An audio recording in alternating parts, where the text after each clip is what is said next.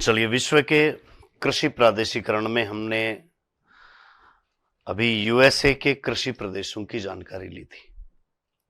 और ज्यादातर बार आपको यूएसए में से ही प्रश्न पूछा जाता है किसी कृषि प्रदेश के सीमांकन का, या उसमें कौन से राज्य हैं, या उसकी कौन सी विशेषताएं हैं उसका। उसके बाद में अब हम उत्तरी अमेरिका में ही यूएसए के बाद में दूसरा एरिया देख सकते हैं, वो है कनाडा का। कनाडा के जो कृषि प्रदेश हैं वो यूएसए के कृषि प्रदेशों से वैसे कुछ मिलते जुलते भी हैं, लेकिन ज्यादा उत्तर में स्थित होने के कारण कनाडा के कृषि प्रदेशों में कुछ में वो विशेषताएं हमें नहीं मिलेंगी जो कि यूएसए के कृषि प्रदेशों में थी।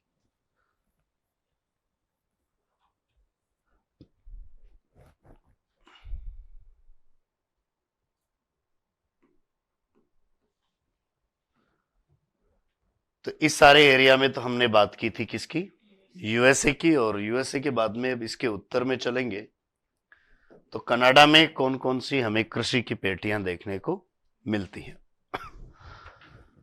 यूएसए में महान झीलों से लगते हुए यहां अटलांटिक के तट तक इस पूरे एरिया में डेयरी पशुपालन का विकास था। तो ये एक प्रशासनिक सीमा है। इसके पार भी हम देखें तो लगभग ऐसी ही विशेषताएं मौजूद है। जनसंख्या का जमाव भी यहीं पर है और दुग्ध पशुपालन के रूप में डिमांड भी यहीं पर है। तो ये कार्य जो डेयरी फार्मिंग का है, ये महान झीलों से लेकर इस तट तक इस पूरे एरिया में ही होता है, जिसका एक भाग यूएसए में रह गया और एक भाग कनाडा में रह गया।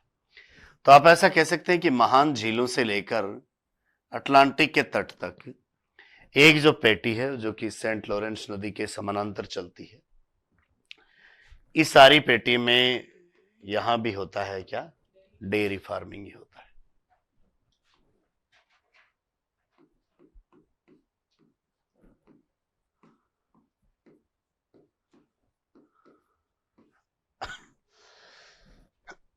डेयरी कृषि का ये जो प्रदेश है, इसके ठीक उत्तर में एक समानांतर पेटी में हमें मिश्रित कृषि देखने को मिलती है।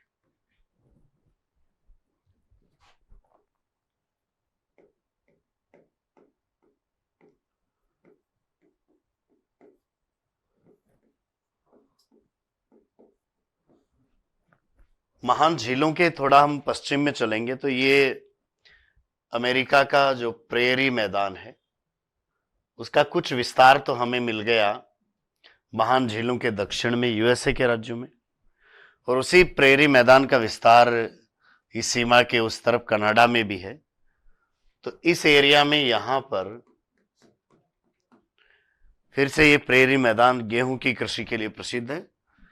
लेकिन यूएसए में भी हमने इस एरिया में कृषि कौन सी ऋतु में की, सिर्फ बसंत में, क्योंकि शीत ऋतु में यहां हिमपात होता है तो यहां तो उससे आपको ज्यादा ही मिलेगा। तो ये जो पेटी है वो है कैसी, बसंतकालीन गेहूं की पेटी।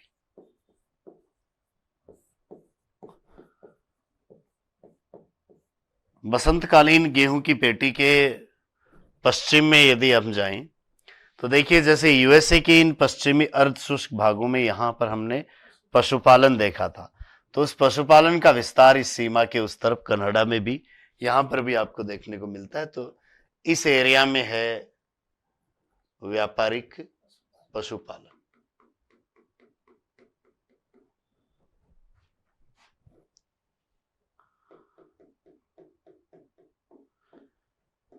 ये व्यापारिक पशुपालन की कृषि पेटी है।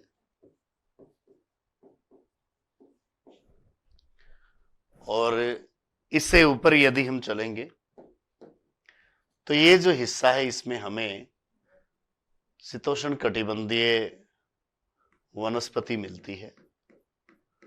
टेगा वनों का हम कह सकते हैं प्रदेश है। तो यहां पर वन उत्पादों के माध्यम से ही आजीविका कमाई जाती है। तो हम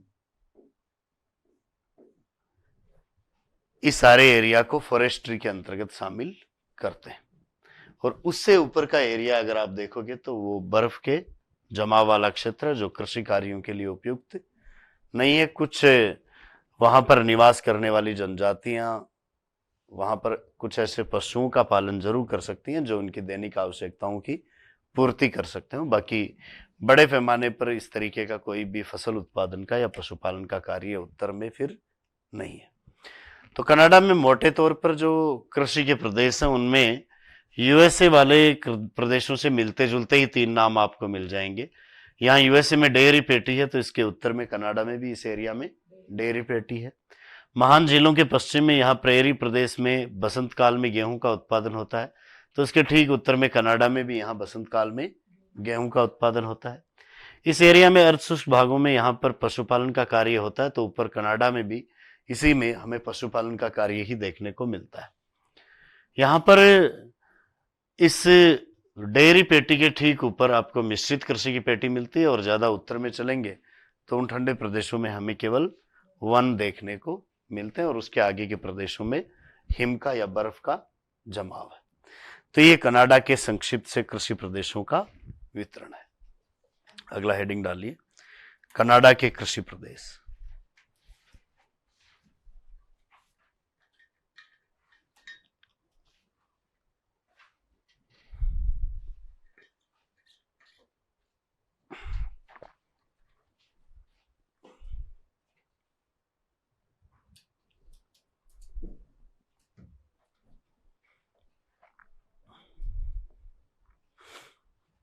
लिखिए,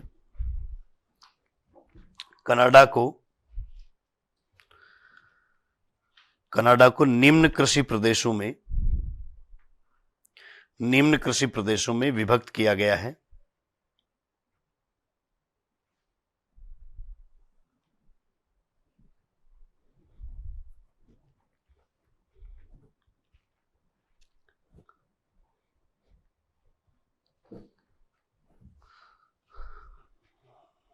सबसे पहला लिखिए, डेयरी कृषि प्रदेश।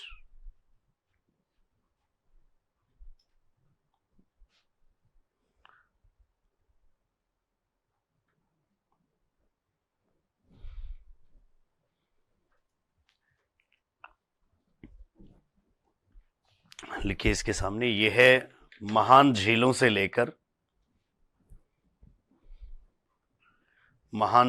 लेकर अटलांटिक के तट तक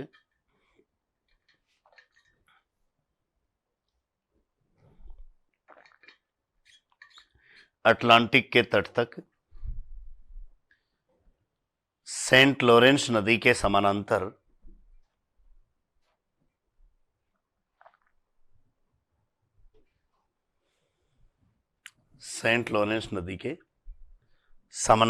फैला प्रदेश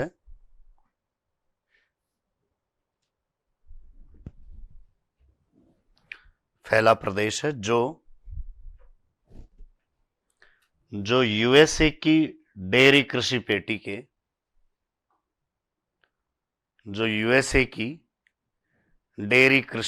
के ठीक उत्तर में स्थित है।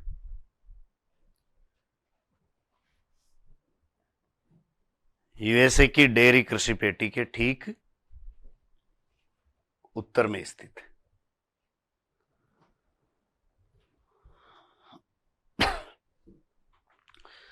दूसरी पेटी जो मिश्रित कृषि की है वो इस डेयरी कृषि प्रदेश के ठीक उत्तर में वो समानांतर रूप से आपको मिलेगी। तो दूसरी पेटी लिखिए, मिश्रित कृषि पेटी।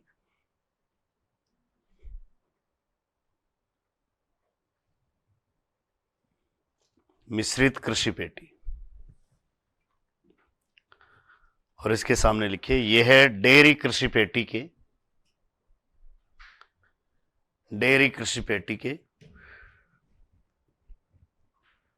ठीक उत्तर में समानांतर रूप से फैली हुई है।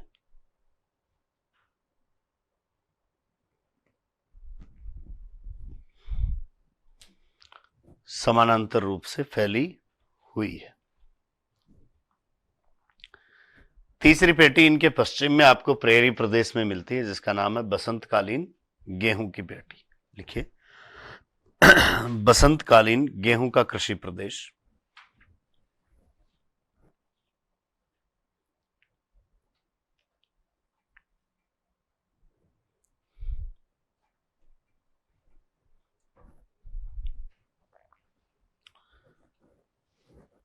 लिखिए यह है महान झीलों के पश्चिम में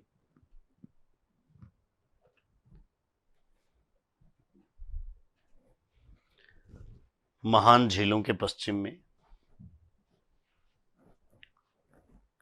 सस्केचुआन,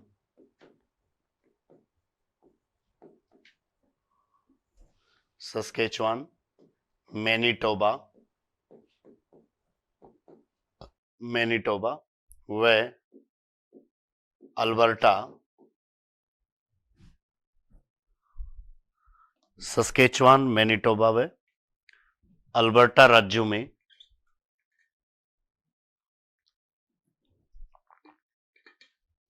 अल्बर्टा राज्यों में स्थित है।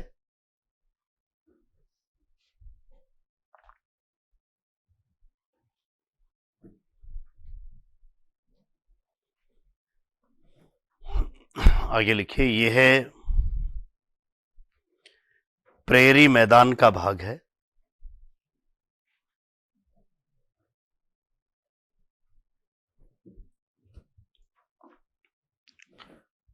प्रेरी मैदान का भाग है जहां विनिपेग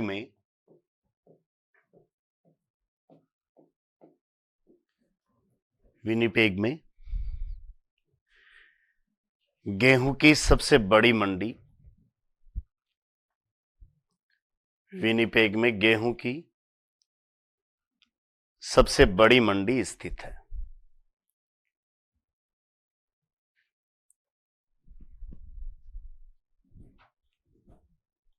विनिपेग में गेहूं की सबसे बड़ी मंडी स्थित है। बसंतकाल के गेहूं के कृषि प्रदेश के पश्चिम में हमें अर्धशुष्क जलवायु वाले भागों में पशुपालन का महत्व देखने को मिलता है। तो व्यापारिक पशुपालन यहां पर पश्चिमी पेटी में किया जाता है। देखिए व्यापारिक पशुपालन प्रदेश,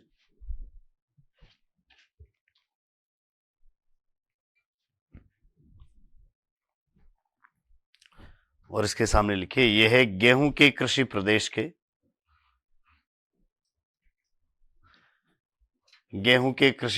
के पश्चिम में स्थित अर्धशुष्क जलवायु का क्षेत्र है।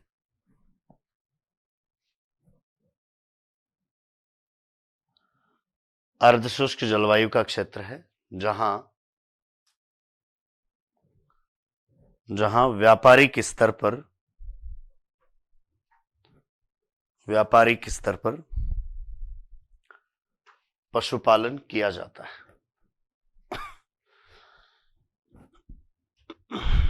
व्यापारिक स्तर पर पशुपालन किया जाता है।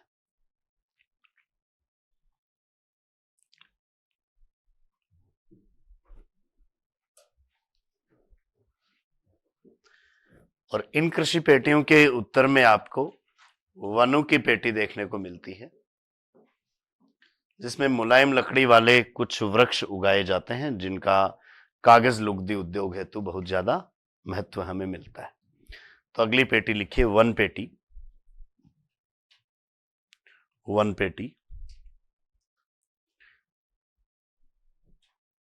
लिखिए यह है मिश्रित कृषि पेटी एवं गेहूं की पेटी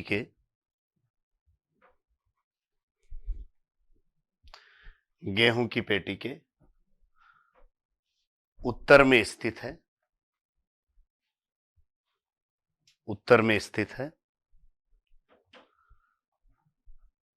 जहां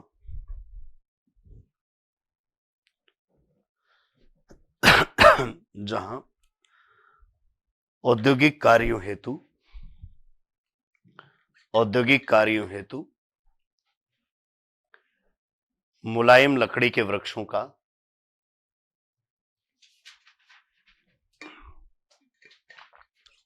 मुलायम लकड़ी के वृक्षों का उत्पादन किया जाता है। मुलायम लकड़ी के वृक्षों का उत्पादन किया जाता है।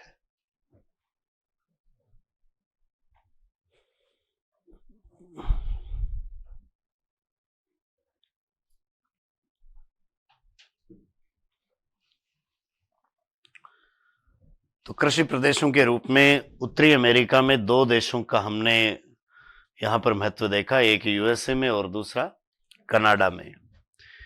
यूरोपीय देशों में अगर बात की जाए तो उनमें फ्रांस में कृषि प्रदेशों का हमें स्पष्ट कुछ सीमांकन देखने को मिल सकता है। उसमें फ्रांस में, रूस में और एशियाई देशों में फिर चीन में ऐसे कुछ उदाहरण हैं जिनमें आपको कृषि प्रदेशों का सीमांकन देखने को मिलेगा।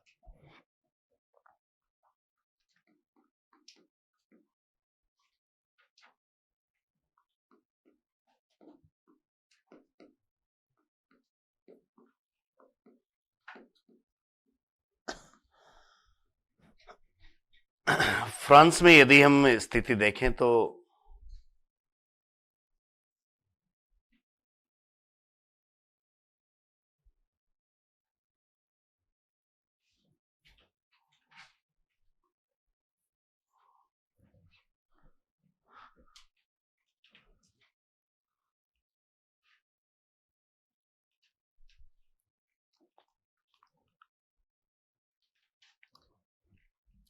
ये जो फ्रांस का एरिया है इसमें एक तो हमें कृषि प्रदेश मिलता है ठीक इसके सबसे उत्तरी भाग में। इस एरिया में कुछ वृक्षों का उत्पादन किया जाता है जिनसे हमें कागज उद्योग हेतु लकड़ी प्राप्त होती है। दूसरा, इस एरिया में यहां पर देखा जाए तो ये है पेरिस का एरिया, पेरिस कृषि प्रदेश के नाम से जिसको हम जान सकते हैं। यहां पर ब्रिटनी कृषि प्रदेश में हमें डेयरी उद्योग का विकास देखने को मिलता है, डेयरी कृषि का विस्तार देखने को मिलता है। जो गैरोन कृषि प्रदेश है उसमें हमें अंगूर का उत्पादन देखने को मिलता है। जो मध्यवर्ती भाग है उसको हम कहते हैं क्या, सेंट्रल मैसिव। तो मध्यवर्ती पठार में ज्यादातर पशुचारण का कार्य मिलता है और फिर आगे इन पर्वतीय क्षेत्रों में आल्प्स के आसपास यहां पर भी ज्यादा कार्य होता है। कौन सा? पशुपालन का या पशुचारण का कार्य ही आपको देखने को मिलता है। तो जो मुख्य कृषि के यहां पर पेटियां हैं उनमें सबसे पहली पेटी हम देखें तो यह है उत्तरी पूर्वी फ्रांस कृषि प्रदेश। उत्तरी पूर्वी फ्रांस का ये जो कृषि प्रदेश है ये मुलायम लकड़ी के वृक्षों के उत्पादन के लिए प्रसिद्ध है। तो यहां पर ऊपरी भाग में जहां पर ठंड ज्यादा है वहां पर कुछ इस प्रकार की वनस्पति पाई जाती है। लिखिए,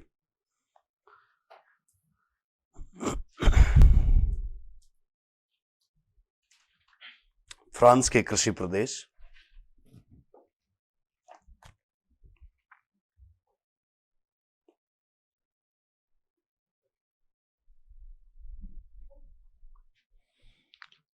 पहला प्रदेश लिखिए, उत्तरी पूर्वी फ्रांस। उत्तरी पूर्वी फ्रांस कृषि प्रदेश। उत्तरी पूर्वी फ्रांस कृषि प्रदेश।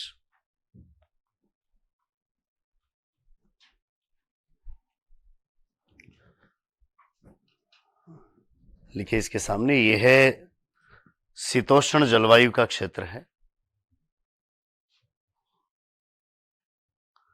शीतोष्ण जलवायु का क्षेत्र है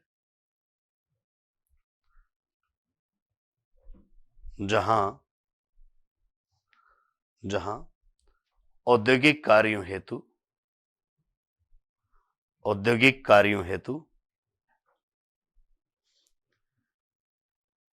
मुलायम लकड़ी के वृक्षों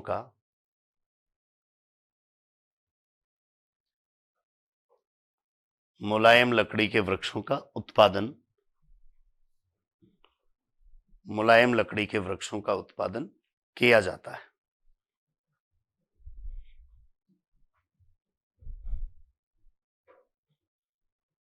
मुलायम लकड़ी के वृक्षों का उत्पादन किया जाता है।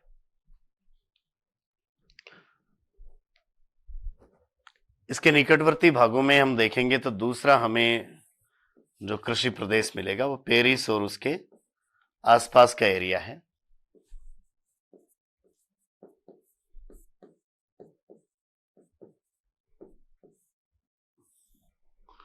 लिखिए नेक्स्ट,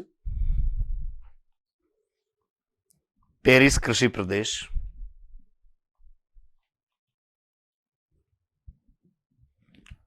लिखिए यह है फ्रांस का उत्तरी पश्चिमी भाग है।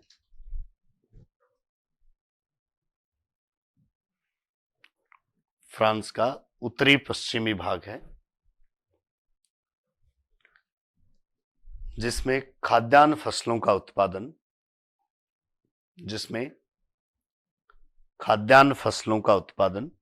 किया जाता है।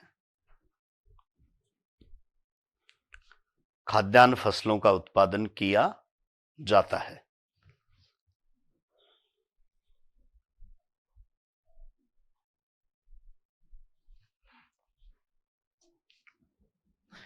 इस प्रदेश के थोड़ा हम दक्षिण पश्चिम की ओर चलेंगे तो यहां जो कृषि प्रदेश है उसको हम बोलते हैं कौन सा?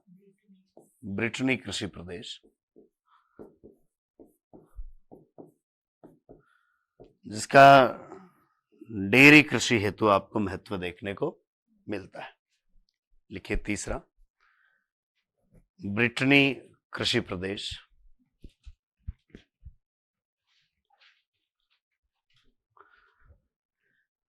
लिखिए इसके सामने यह है पेरिस कृषि प्रदेश के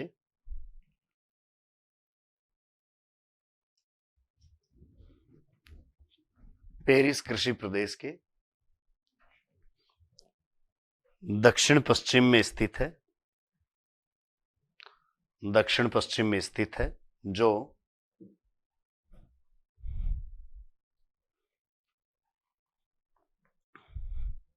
जो डेयरी हेतु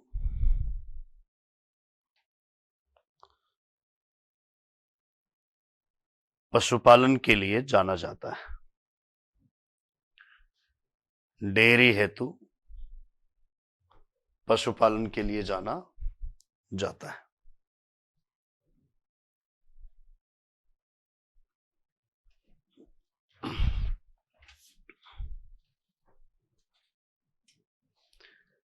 इससे थोड़ा और नीचे चलेंगे तो फ्रांस का ये जो दक्षिणी भाग है इसको हम जानते हैं किस नाम से? गैरोन कृषि प्रदेश के नाम से।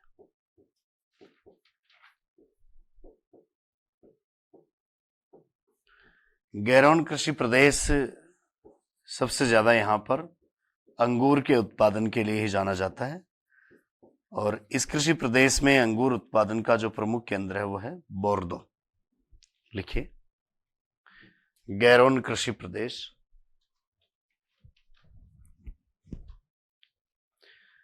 कि यह फ्रांस के दक्षिणी भाग में स्थित है।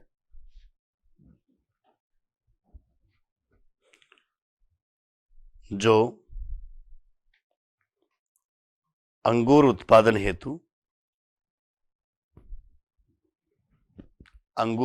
हेतु प्रसिद्ध है।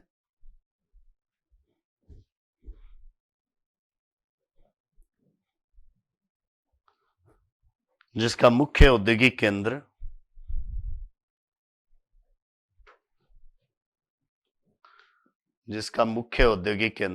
बोर्दो है।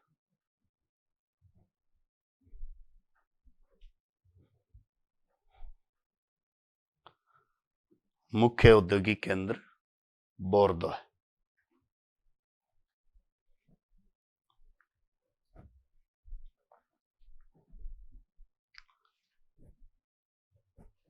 इसके बाद में जो मध्यवर्ती एरिया है इसको हम जानते हैं किस नाम से? मध्यवर्ती पठार, या हम कहते हैं सेंट्रल मैसिव। ये जो सेंट्रल मैसिव प्रदेश है इसका फसल उत्पादन के लिए कोई खास महत्व नहीं है, इसलिए ज्यादातर यहां पर पशुचारण का कार्य ही किया जाता है। पशुचारण के कार्य के रूप में हम आगे चलेंगे तो इसके आगे यहां पर जो रोन सावन घाटी है, उसमें फसल उत्पादन के साथ साथ पशुपालन किया जाता है। आल्प्स के पर्वतीय क्षेत्र में यहाँ पर भी पशुपालन का ही कार्य इंपॉर्टेंट है। और नीचे भूमध्य सागर के तट पर देखेंगे तो अंगूर की तरह ही कुछ खट्टे फलों का उत्पादन यहाँ पर भूमध्य सागरीय कृषि के रूप में होता है। तो अगला लिखिए सेंट्रल मैसिफ प्रदेश।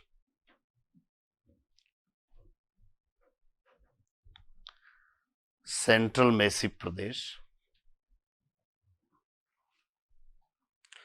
लिखिए, यह है फ्रांस का मध्यवर्ती भाग है। यह है फ्रांस का मध्यवर्ती भाग है,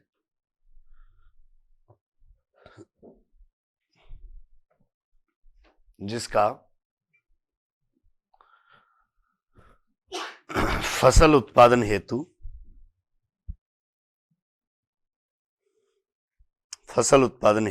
महत्व नहीं है। फसल उत्पादन हेतु महत्व नहीं है।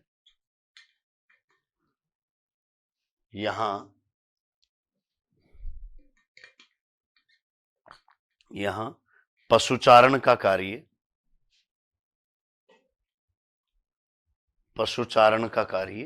किया जाता है। यहां पशुचारण का कार्य किया जाता है।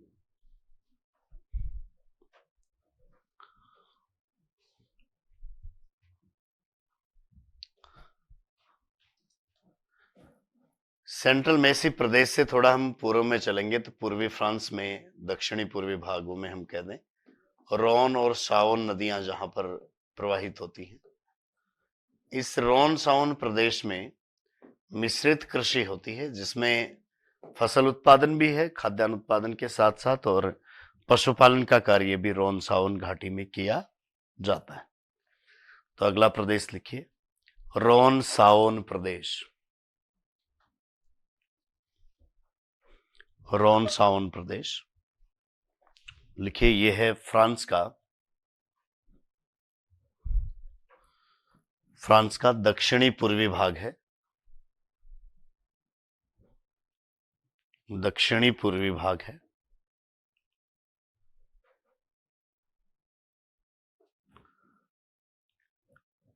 जहां मिश्रित कृषि के रूप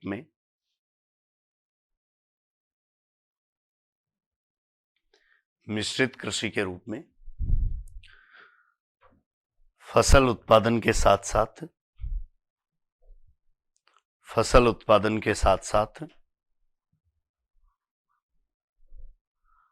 पशुपालन का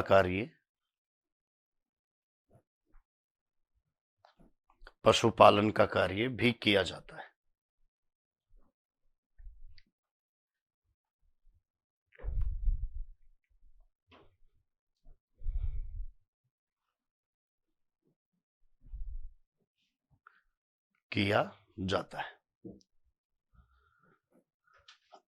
रोन साउन प्रदेश से आगे चलेंगे तो आल्प्स पर्वत का जो एरिया है,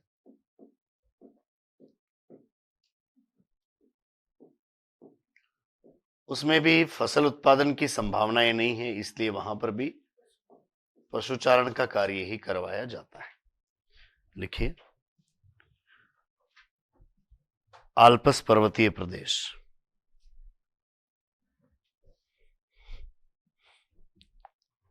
और इसके सामने लिखिए यहां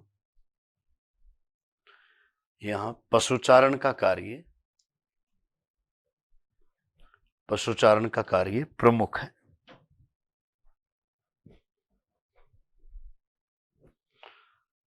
पशुचारण का कार्य प्रमुख है।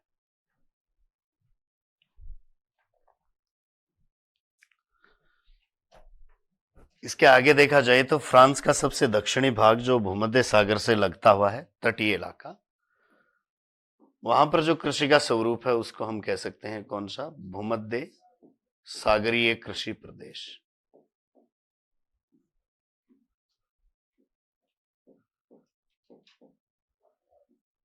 जहां फलों का उत्पादन किया जाता है, विशेषकर खट्टे फलों का। लिखिए भूमध्य सागरीय कृषि प्रदेश। देखिए यह है फ्रांस का सबसे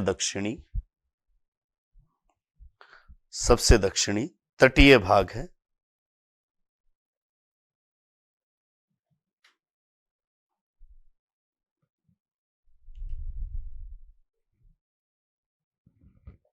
जहां खट्टे फलों का उत्पादन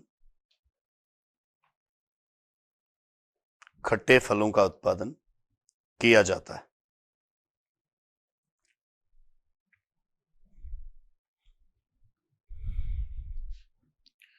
खट्टे फलों का उत्पादन किया जाता है।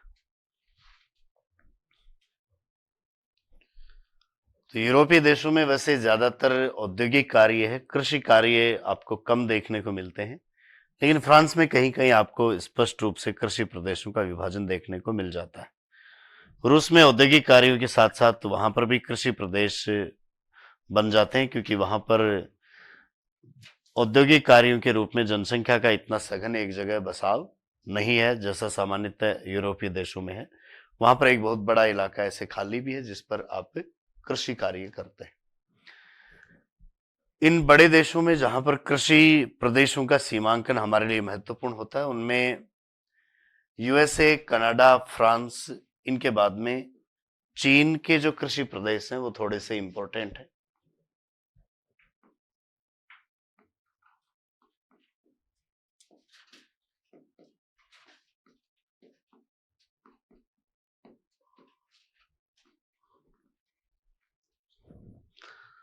तो चीन के कृषि प्रदेशों के बारे में हमें इसकी विस्तृत जानकारी इसके मानचित्र पर विभिन्न जो प्रदेश हैं उनको देखते हुए ले सकते हैं।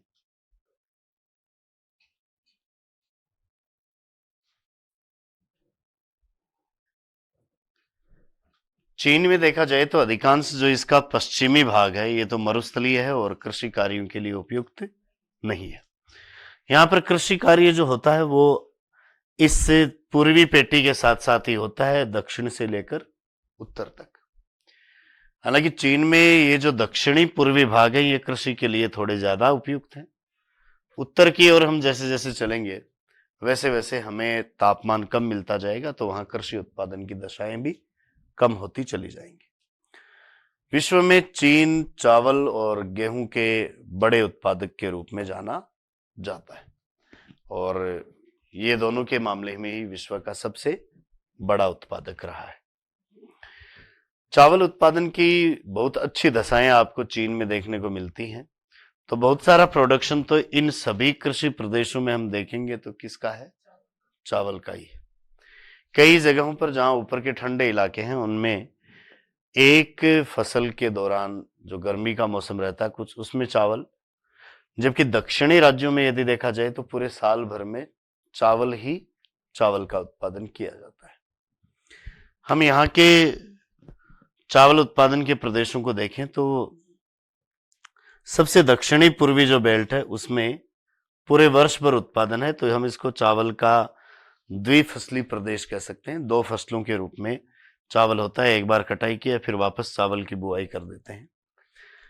ऐसा दक्षिणी पूर्वी एशिया के देशों में कई जगह आपको देखने को मिलता है जहां पर 100 सेंटीमीटर से ज्यादा वर्षा होती है, जहां साल भर में टेम्परेचर में कोई खास चेंज नहीं आता है और नदियों द्वारा निर्मित उपजाऊ जलोढ़ मैदान हो, वहां पर चावल की कृषि पूरे साल भर की जा सकती है, इसलिए इस एरिया में हम करते हैं। इससे थोड़े आगे के क्षेत्रों में चलेंगे तो वहां पर पर्वत और घाटियों का प्रदेश है, जिनमें निचले घाटियों वाले भागों में तो पर्याप्त गर्मी के कारण चावल का उत्पादन कर लेते हैं, लेकिन ऊंचे पर्वतीय ढालों पर हम चाय का उत्पादन करते हैं। फिर तो चाय भी चीन में देखा जाए तो कृषि उत्पाद के रूप में एक बड़ा प्रोडक्ट आपके सामने आता है। तो ऊपर का जो एरिया है वो चावल कृषि प्रदेश के ऊपर वो चावल का और चाय का प्रदेश है। उससे थोड़ा और ऊपर हम चलेंगे तो यहाँ पर फिर मिश्रित फसलें होंगी, चावल भी होगा और गेहूं भी होगा, जिनमें शीत ऋतु में गेहूं किया जाएगा और ग्रीष्म ऋतु में चावल का उत्पादन किया जाएगा। निचले वाले भागों में तो ऋतुओं के रूप में देखा जाए तो तापमान में कोई खास चेंज नहीं आता, लेकिन जैसे जैसे ऊपर चलते हैं तो वैसे वैसे कुछ परिवर्तन हमें मिलते हैं। तो ऊपर थोड़ी गेहूं उत्पादन की दशाएं भी मिल जाती हैं। हालांकि यहाँ जो गेहूं उत्पादित होगा वो शीतकालीन गेहूं होगा। उसके ऊपर चलेंगे तो कुछ चारा फसलें, चावल और इनकी मिश्रित कृषि होती है, और उत्तरी चाइना तक ये बेल्ट फैला हुआ है। ऊपर का जो ये हिस्सा है जिसको हम मंचूरिया प्रदेश कहते हैं, इसमें हमें काफी ज्यादा ठंड देखने को मिलती है, कम तापमान है। तो ऐसी स्थिति में शीत ऋतु में यहाँ पर चावल का उत्पादन हम नहीं कर पाते हैं। तो यहाँ पर हम फिर बसंत काल में चावल का उत्पादन करते हैं, जैसे आपने कनाडा में और यूएसए में देखा। तो उच्च अक्षांशों में यहाँ पर भी हम गेहूं का उत्पादन हम शीत ऋतु में नहीं देख पाएंगे, क्योंकि यहाँ पर फिर हिमपात होने की संभावना रहती है।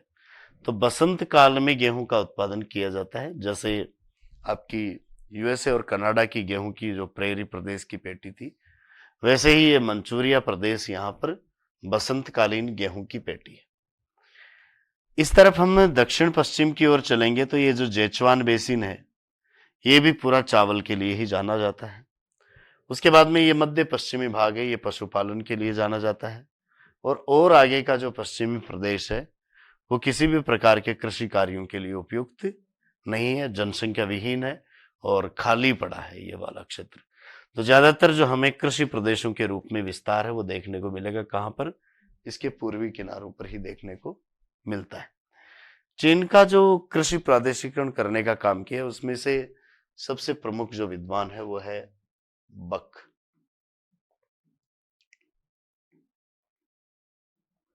तो एक तो थोड़ा सा ये ध्यान रखना है कि यूएसए में तो है कौन, बेकर, और चीन में है बक। इसके अनुसार जो कृषि प्रादेशिकरण किया गया वो काफी सटीक रहा है। वैसे हम सामान्य कृषि प्रादेशिकरण पढ़ते हैं जो किसी एक व्यक्ति विशेष का प्रादेशिकरण किया हुआ नहीं होता है। लिखिए चीन के कृषि प्रदेश।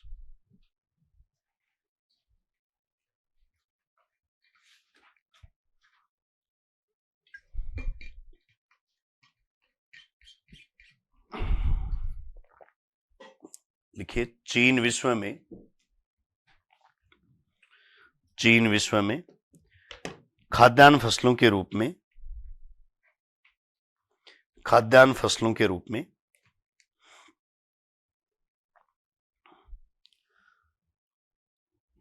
चावल व गेहूं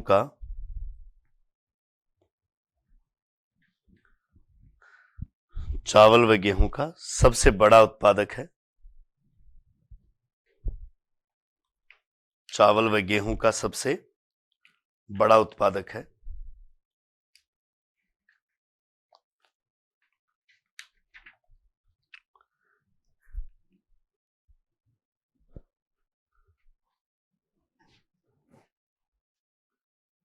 यदि हम डडले स्टाम्प की बात करें तो डडले स्टाम्प ने मुख्य फसलों के आधार पर चीन को 4 कृषि प्रदेशों में बांटा था। बक की यदि बात करें तो इसने 2 तो वृहत प्रदेशों में बांटा, जिसमें एक है गेहूं का प्रदेश और एक है चावल का प्रदेश। और इसके अलावा इसने 8 उप प्रदेशों में भी बांटा है कि अकेले चावल का है या चावल और गेहूं का मिश्रित है, या गेहूं का और अन्य फसल का है, या चावल का और अन्य फसल का है। इसके अलावा भी अगर हम बात करें तो क्रेसी ने चाइना को 9 कृषि प्रदेशों में विभक्त करने का काम किया है। तो लिखिए डडले स्टाम्प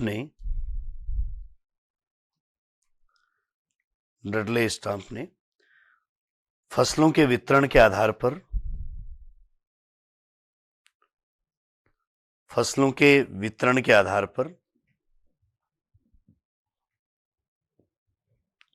4 कृषि प्रदेशों में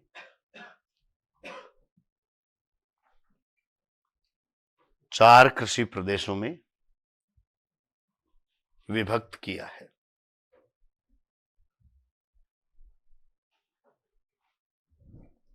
चार कृषि प्रदेशों में विभक्त किया है। दूसरा बिंदु लिखिए, बक ने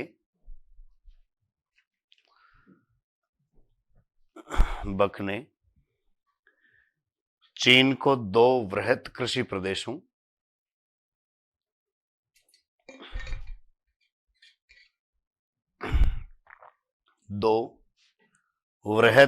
प्रदेशों ब्रैकेट में लिख लीजिए चावल व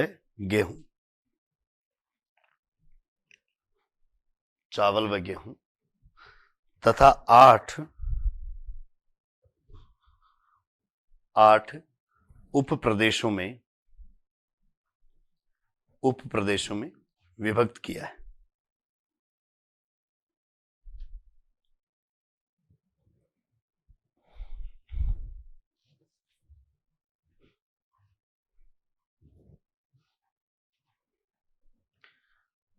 जेल बग के अलावा यदि हम जेबी कृषि की बात करें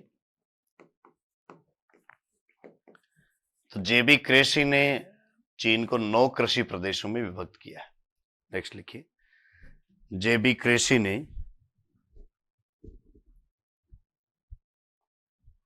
चीन को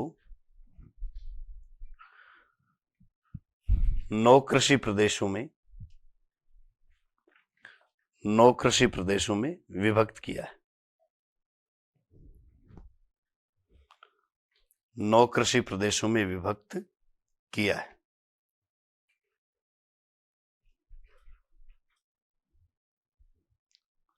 अधिकांश जो वर्गीकरण पढ़ा जाता है वो जेल बक के अकॉर्डिंग ही पढ़ा जाता है। इस संदर्भ में यदि हमें बुकानन की बात करें तो उसने चीन को 22 कृषि प्रदेशों में विभक्त करने का कार्य किया है। तो लिखिए, बुकानन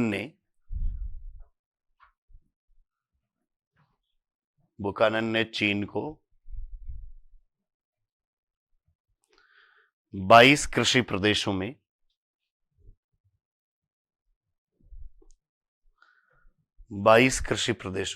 विभक्त किया है।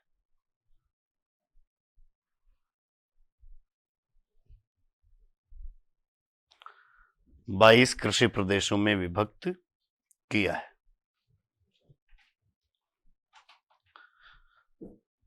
तो ये तो अलग अलग विद्वानों के अनुसार बात हुई कि किसने कितने प्रदेशों में बांटा है। अब हमें चीन में स्पष्ट रूप से इन कृषि प्रदेशों का वितरण देखें तो सबसे जो दक्षिणी पूर्वी भाग है ये एरिया 100 सेमी से ज्यादा वर्षा वाला है और तापमान में भी साल भर में कोई विशेष परिवर्तन नहीं आता। साल भर चावल के उत्पादन की ही दशाएं रहती हैं। तो हम इस प्रदेश को हम कह सकते हैं चावल का द्विफसली प्रदेश।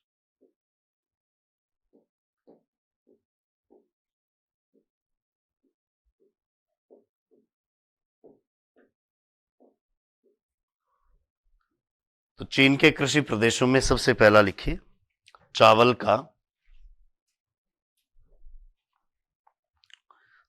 का द्विफसली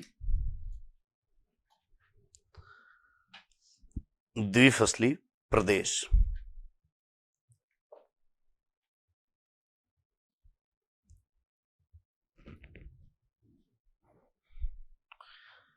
इस एरिया में हम देखें तो दक्षिणी पूर्वी चीन का ये भाग है और यहां पर सिक्यांग नदी प्रवाहित होती है।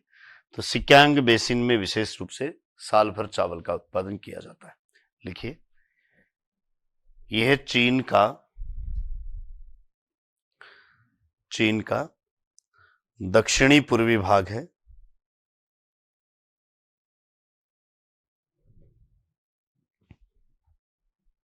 दक्षिणी पूर्वी भाग है जो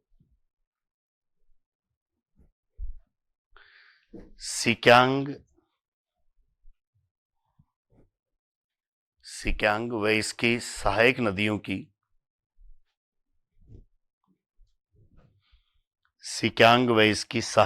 की घाटियों में स्थित है।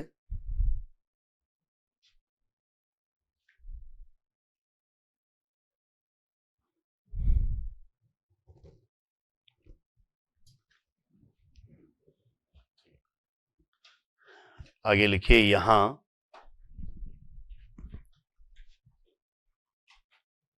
औसत वार्षिक वर्षा 100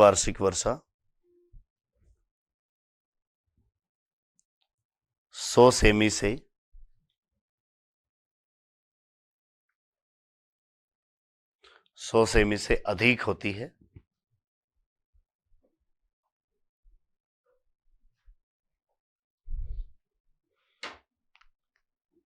तथा तापमान की दशाओं में भी विशेष परिवर्तन नहीं होता है।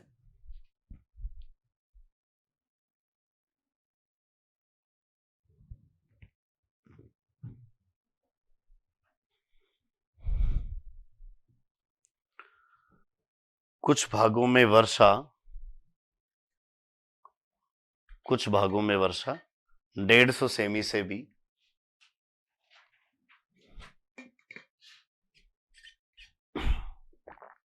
150 सेमी से भी अधिक रहती है।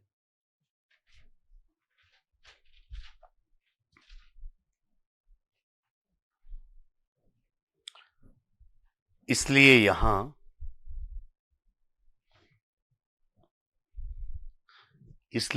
वर्ष भर में चावल की एक से अधिक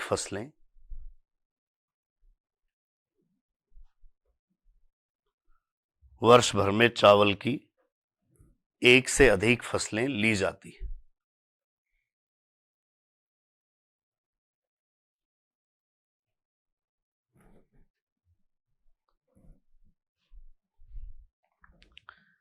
एक से अधिक फसलें ली जाती हैं तथा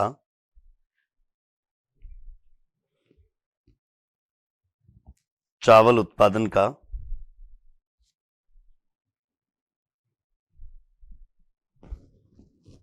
अधिकांश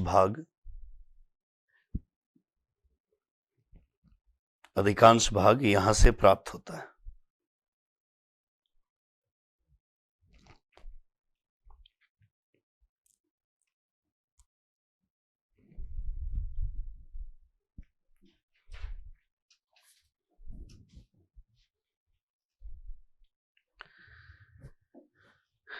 इस प्रदेश के थोड़ा हम उत्तर में चलेंगे तो यहां इस एरिया में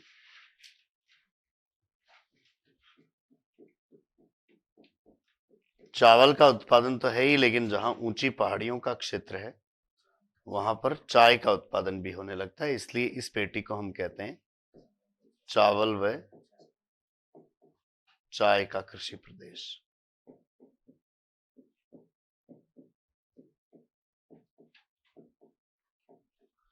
लिखिए दूसरा कृषि प्रदेश चावल व चाय का कृषि प्रदेश।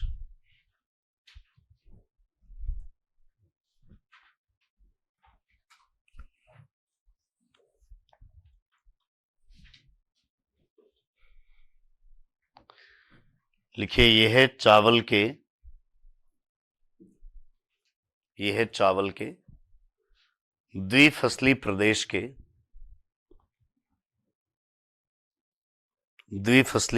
के उत्तर में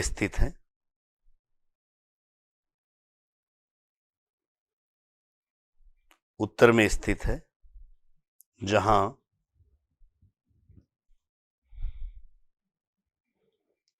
जहां समतल भूमि के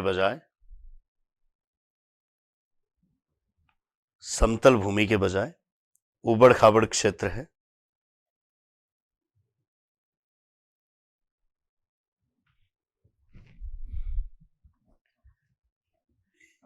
यहां निचले भागों में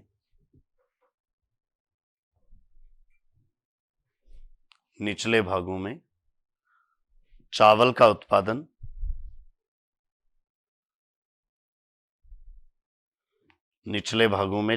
उत्पादन तथा ऊंचे पर्वतीय ढालों पर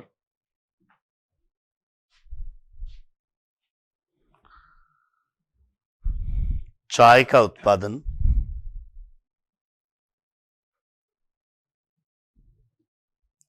उत्पादन किया जाता है।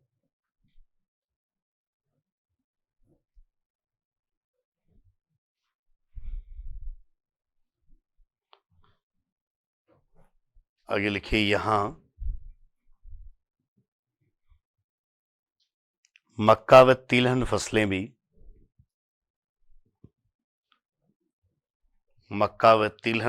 भी उत्पादित की जाती हैं।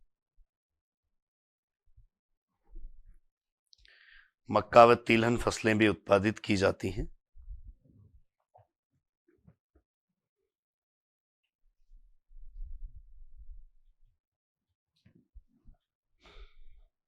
और विशेषकर इस एरिया में जो प्रदेश है उसका नाम है हुनान प्रदेश। तो ये चावल और चाय की कृषि का प्रदेश किसमें है? हुनान। लिखिए, यह कृषि प्रदेश हुनान राज्य में विस्तृत है।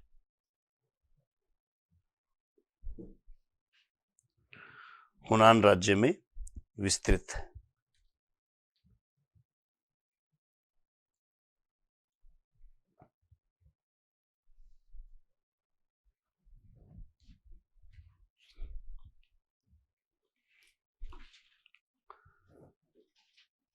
इसके ऊपर की ये जो कृषि पेटी है, इसमें चावल और गेहूं दोनों का उत्पादन होता है और ये यांगटीसी नदी का मैदान है।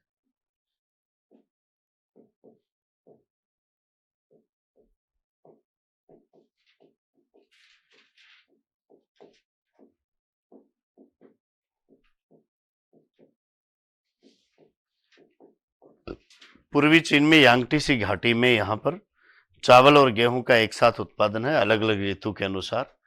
ग्रीष्म ऋतु में चावल का उत्पादन और शीत ऋतु में गेहूं का उत्पादन किया जाता है। तो लिखिए, चावल व गेहूं की मिश्रित पेटी।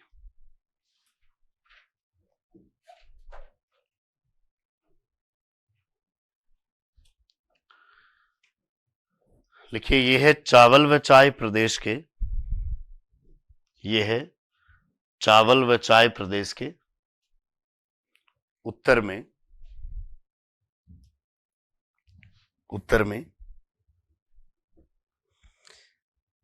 यांगटीसी बेसिन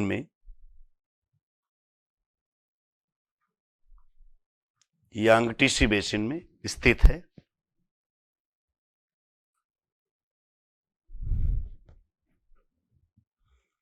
जहां 100 से 150 सेमी तक वर्षा होती है।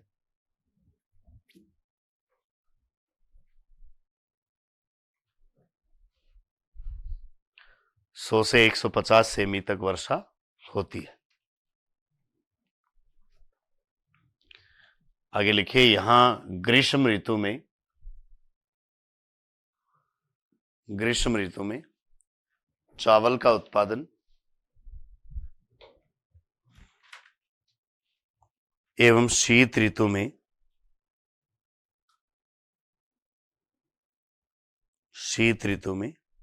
गेहूं का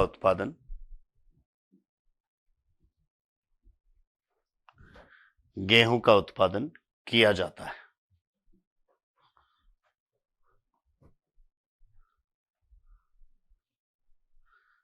गेहूं का उत्पादन किया जाता है।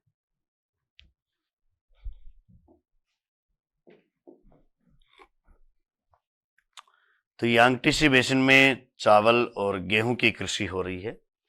उसके आगे फिर हांगहो नदी का जो बेसिन है, इस हांगहो बेसिन में यहां पर गेहूं का उत्पादन भी होता है और चारा फसलों के रूप में एक कायोलिंग का उत्पादन भी होता है। तो गेहूं और कायोलिंग की पेटी है, जिसमें शीतकाल में गेहूं का उत्पादन किया जाता है और ग्रीष्म काल में कायोलिंग का उत्पादन किया जाता है। वर्षा की मात्रा यहाँ थोड़ी कम हो जाती है, 50 से 70 सेंटीमीटर तक होती है, और ये हांगहो नदी का मैदान है, उसके अंतर्गत ये हिस्सा आता है। लिखिए,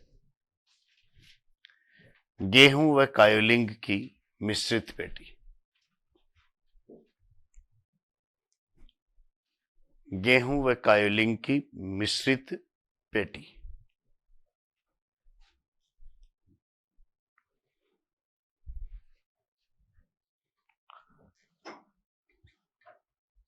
लिखिए, यह है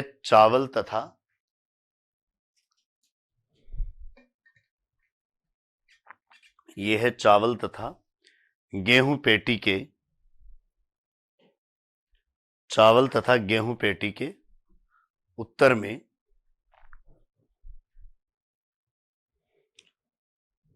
में हांगहो नदी के बेसिन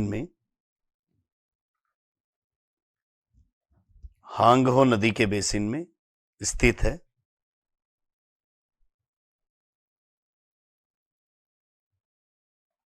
हांगहो नदी के बेसिन में स्थित है, जहां 50 से 70 सेमी तक 50 से 70 सेमी तक वार्षिक वर्षा होती है।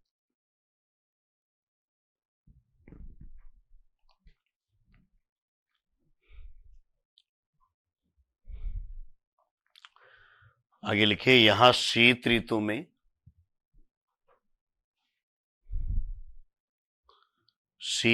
में गेहूं का उत्पादन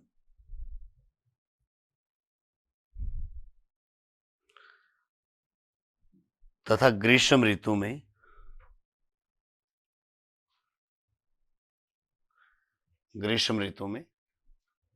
कायोलिंग का उत्पादन किया जाता है। चारा फसल के रूप में है।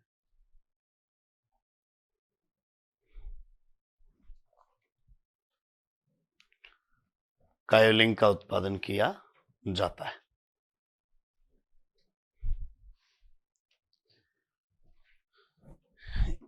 इसके उत्तर में जो पेटी है वो यहां से लेकर उत्तरी चीन तक इस पूरे एरिया में फैली हुई है। इस पेटी में हमें शीतकाल में गेहूं और ग्रीष्म काल में ज्वार या बाजरा, इनका उत्पादन देखने को मिलता है। तो इस पेटी को हम गेहूं ज्वार बाजरा पेटी कह सकते हैं। यहां पर चीन के शानसी और शेनसी प्रांत स्थित है, उसमें इस पेटी का विस्तार है। लिखिए, गेहूं ज्वार बाजरा पेटी। गेहूं ज्वार बाजरा पेटी।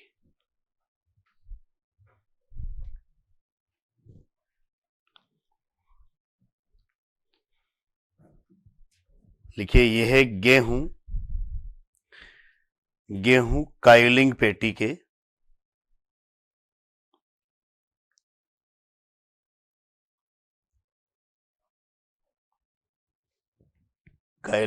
के उत्तर में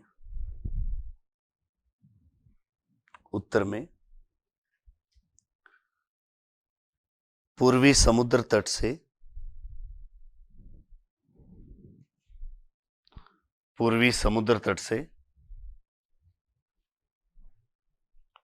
उत्तरी चीन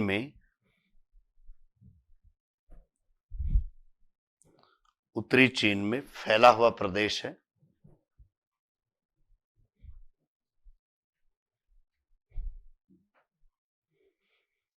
उत्तरी चीन में फैला हुआ प्रदेश है।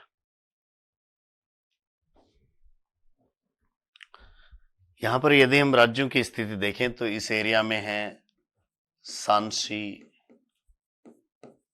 शेनसी, और ऊपर इधर चले तो कानसू।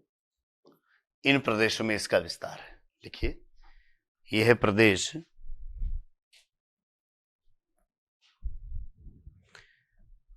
यह प्रदेश शांसी, शैनसी व कांसो प्रदेशों में, शांसी, शैनसी व कांसो प्रदेशों में विस्तृत है।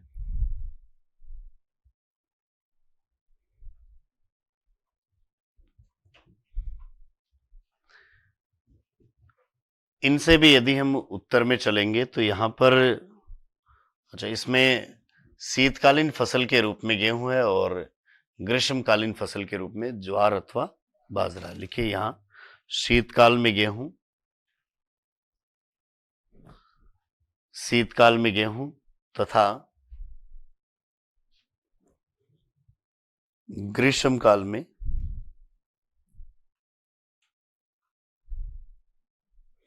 ग्रीष्मकाल में बाजरा अथवा ज्वार का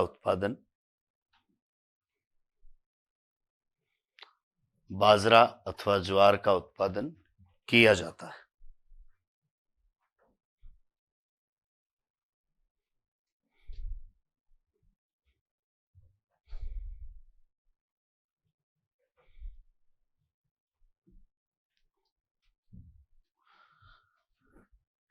इससे भी ऊपर चलेंगे तो ये चीन का फिर मंचूरिया प्रदेश है और इस मंचूरिया प्रदेश में बसंत काल में गेहूं का उत्पादन किया जाता है।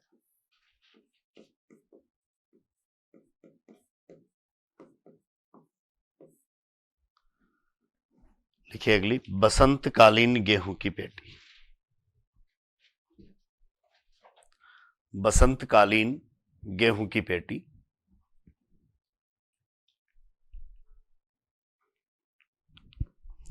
लिखिए यह है चीन के उत्तरी पूर्वी भाग में,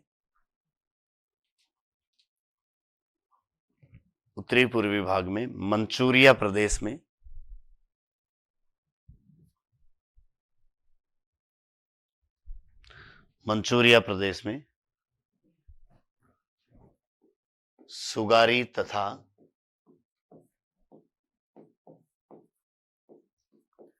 सुगारी तथा लियोवो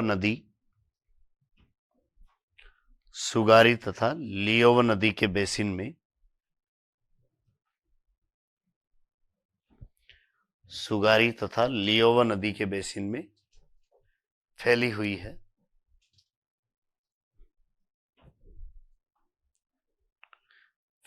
है। यहां शीतकाल में हिमपात होता है।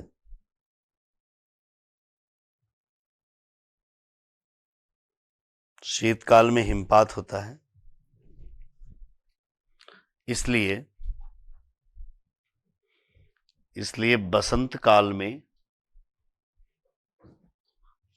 काल में गेहूं का उत्पादन किया जाता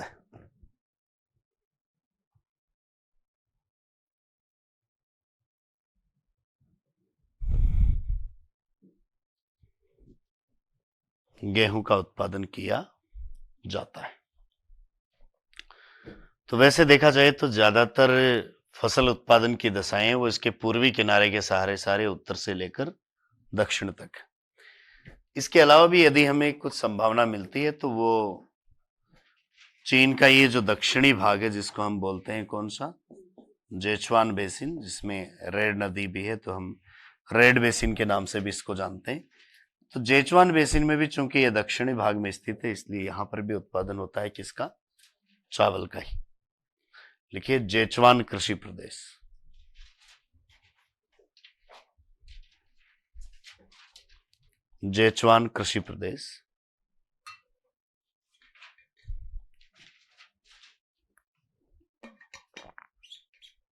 लिखिए इसके सामने ये है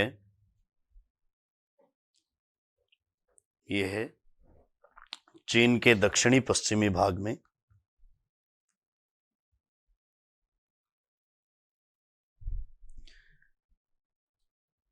दक्षिणी पश्चिमी भाग में स्थित है।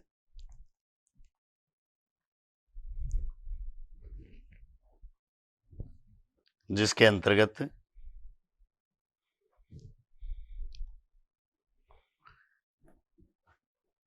यांगटीसी तथा रेड नदियों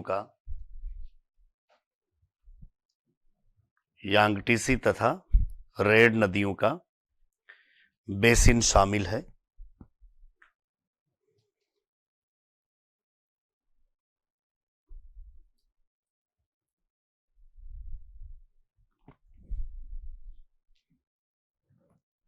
यहां वार्षिक वर्षा 100 सेमी से अधिक होती है।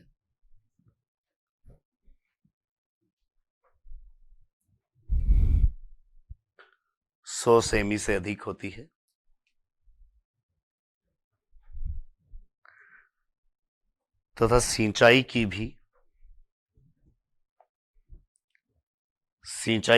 गहन सुविधा प्राप्त है।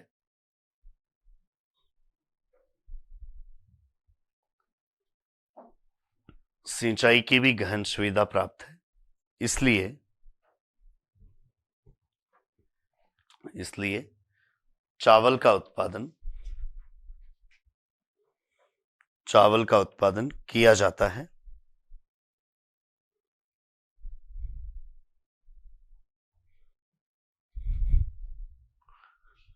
शीतकाल में कुछ मात्रा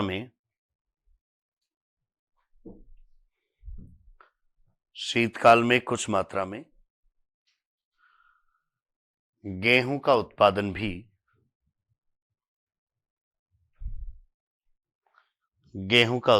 भी किया जाता है।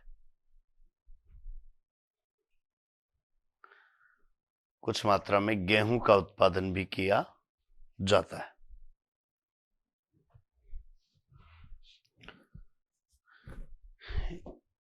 इसके अलावा जो पश्चिम में ये बचा हुआ भाग है, इसमें किया जाता है क्या?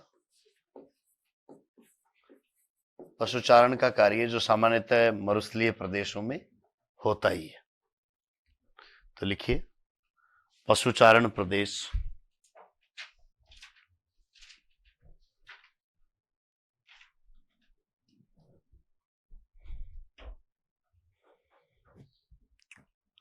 लिखिए यह है चीन के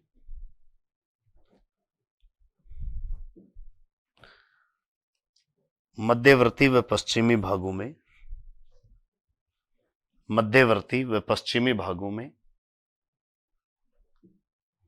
विस्तृत है। मध्यवर्ती व पश्चिमी भागों में विस्तृत है।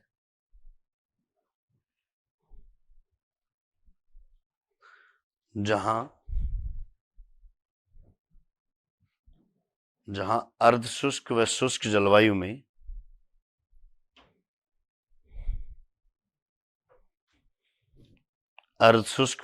जलवायु में फसल उत्पादन की संभावनाएं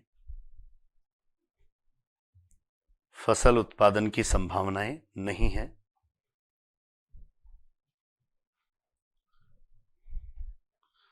एवं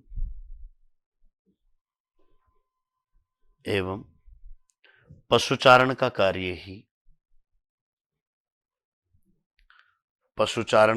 ही किया जाता है। तो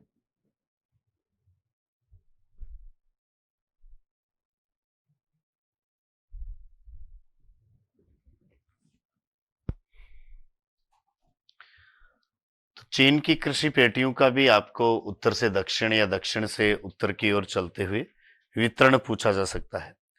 तो उत्तर से हम चलेंगे इसके पूर्वी किनारे के साथ साथ। तो पहले बसंतकालीन गेहूं की पेटी है, उसके नीचे गेहूं ज्वार बाजरा की पेटी है, उसके नीचे गेहूं कायलिंग की पेटी है, उससे नीचे चलेंगे तो चावल और गेहूं की मिश्रित पेटी है, उसके नीचे चावल और चाय की मिश्रित पेटी है, उसके नीचे चावल का उत्पादन होता है, केवल साल भर चावल के उत्पादन की पेटी है। इसके थोड़ा पश्चिम में जेचवान बेसिन या रेड बेसिन स्थित है, वो भी किसके लिए? चावल के लिए प्रसिद्ध है। और यहाँ पर दक्षिणी पश्चिमी भाग में हम चलें तो ये दक्षिणी पश्चिमी चावल प्रदेश के नाम से ही जाना जाता है। मध्य और पश्चिमी भागों में उत्पादन की इतनी दशाएं नहीं है, वहां पशुचारण का कार्य किया जाता है। तो जैसे जैसे आप ऊंचाई के साथ बढ़ते जा रहे हैं, वर्षा की मात्रा कम होती जा रही है और साथ ही साथ ऋतु में भी परिवर्तन आता जा रहा है। निचले भागों में साल भर एक जैसा तापमान है, लेकिन ऊंचे वाले इन भागों में स्पष्ट रूप से शीत ऋतु और ग्रीष्म ऋतु ये आपको देखने को मिलती है। इसलिए ऋतु के अनुसार फसलें भी हम ऊपर चेंज कर देते हैं। तो ये हमने चीन के कृषि प्रदेशों का वितरण देखा। ये जो वर्गीकरण हमने किया, ये सामान्यतः जो जेएल बक का वर्गीकरण है उसी के ऊपर बेस्ड है। लगभग उसी से मिलती जुलती सारी बातें इस वर्गीकरण में देखी गई है। और यदि कोई ऐसा प्रश्न बनता है यहाँ से चीन के कृषि प्रदेशों का, तो लगभग यही बातें पूछी जाती हैं कि कौन सा प्रदेश कहाँ पर स्थित है, कौन से भाग में है, कौन सी दिशा में है, कौन से नदी बेसिन में स्थित है। यहाँ सिक्यांग का बेसिन था, ये सारा यांगटीसी का बेसिन है, यहाँ हांगहो का बेसिन है, ऊपर सुगारी लियोवो बेसिन है, इधर यहाँ रेड का बेसिन है और इस यांगटीसी का ऊपरी भाग यानी शुरुआती भाग यहाँ पर है। तो ऊपरी यांगटीसी और रेड इनसे मिला हुआ है कौन सा, जेचुआन बेसिन। तो इस तरीके के प्रश्न भी होते हैं कि यांगटीसी बेसिन में कौन सा है। तो यांगटीसी बेसिन चावल और गेहूं का है, इधर ये हांगहो बेसिन किसका है, तो गेहूं और कायोलिंग का है। इस तरीके की बातें आपको पूछी जाती हैं। सिक्यांग बेसिन में अधिकांश चावल का ही उत्पादन देखने को मिलता है। कृषि प्रादेशिकरण में सामान्यतः इन्हीं देशों के कृषि प्रदेश इंपॉर्टेंट रहते हैं जिनके आपको प्रश्न पूछे जाते हैं। तो इस कड़ी में हमने यूएसए, कनाडा, उसके बाद में फ्रांस और चाइना, इनके कृषि प्रदेशों को देखा है। इसके अलावा रूस और इंडिया में भी कृषि प्रादेशिकरण का कार्य किया गया है, जिसका हमें संक्षिप्त रूप से थोड़ा सा देखना है। बाकी कोई विशेष बात उनमें पूछे जाने लायक नहीं मिलेंगी, वो कल देखते हैं।